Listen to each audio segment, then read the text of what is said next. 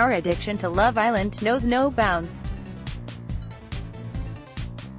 As well as following the Islanders on social media, downloading the app and religiously watching the show every single night, we've been dying to know what it's actually like to be in the villa.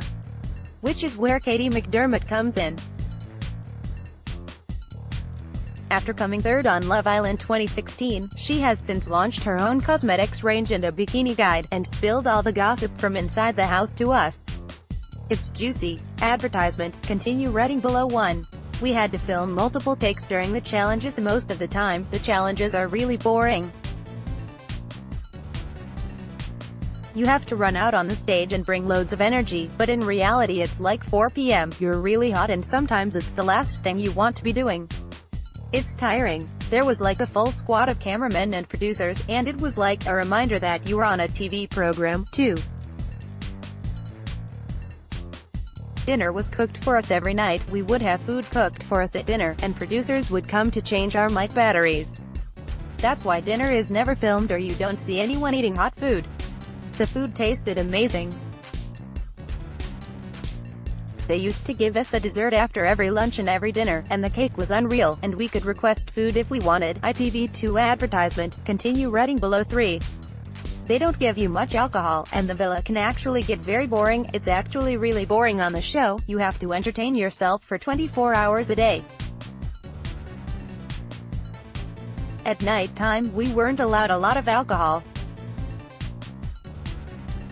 During the first 4 or 5 days when we didn't know each other, we had alcohol to break the ice, but then after that it was 2 glasses of wine a night.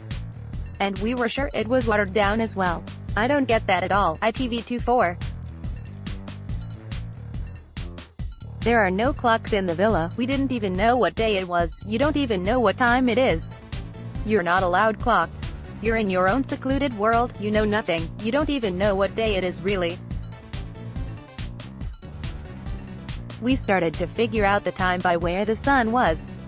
If the smoking area was in the shade when we woke up, we knew it was before 7 a.m., so we started figuring out timings.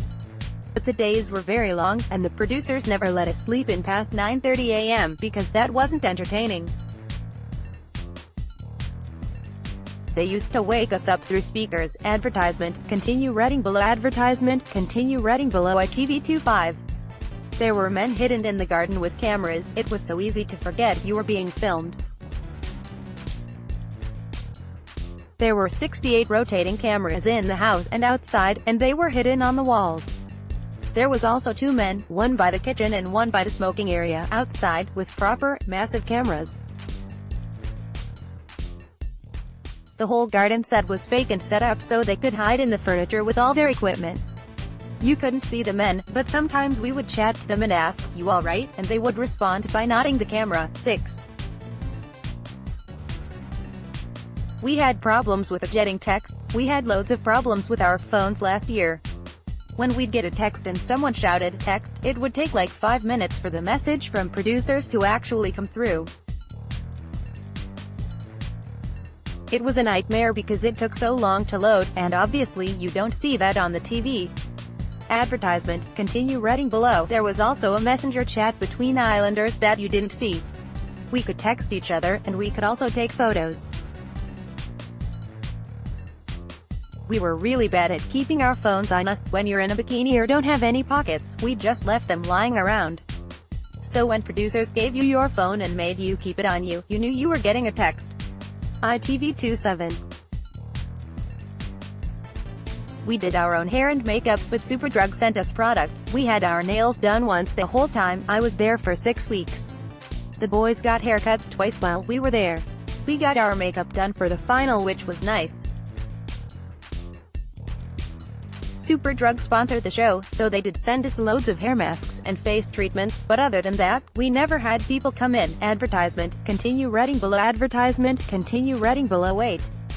There's a medic on site all the time. There's a medic on site 24 hours a day and on standby during the challenges to make sure everyone was okay. If producers thought we were sunburned, they would call us into the beach hut and advise you to sit out of the sun or look after yourself. We were in really safe hands. They did properly look after us. About 500 yards out of the villa, there are these little huts that producers and security live in. It's where they would edit the footage and people would be watching us 24 hours a day, I guess, to see what was going on and if we were okay.